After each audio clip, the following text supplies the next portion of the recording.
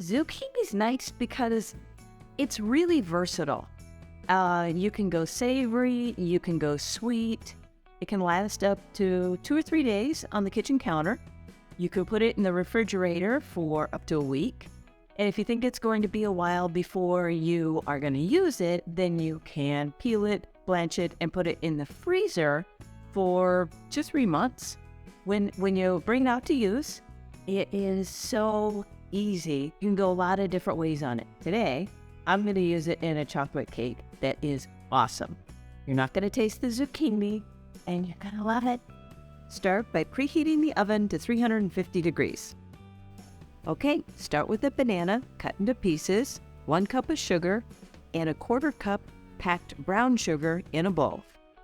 Next, add in 3 eggs, 1/3 cup of butter that has been melted, then cooled, and 1/2 cup of honey.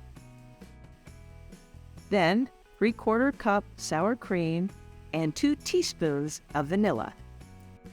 Mix that, then set it aside. Now we're going to work on the dry ingredients.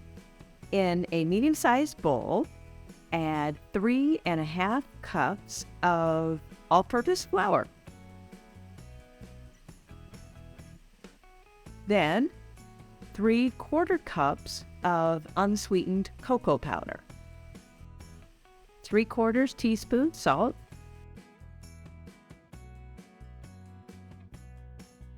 And 2 teaspoons of baking soda. Whisk that together to blend. Now, we're going to incorporate the dry ingredients into the wet and start blending those together.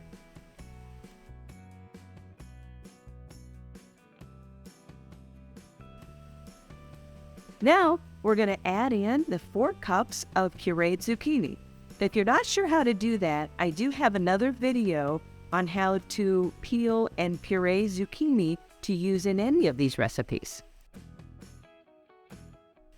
Okay, so just blend that up real well, and when it's smooth and creamy, add in 1 cup of semi-sweet chocolate chips. Now this part, you could just fold it in using a spatula. Mix that well, and then set it aside. Prepare a tube pan or bundt pan by spraying it with nonstick oil and then dust with cocoa powder. This will keep your cake from sticking. Then, spread your batter evenly in the pan. Bake this at 350 for 60 to 75 minutes. It's done when a knife or toothpick comes out clean. When the cake is cool, drizzle with frosting and chocolate shavings. It's so good, you don't even have to tell people there's vegetables in there.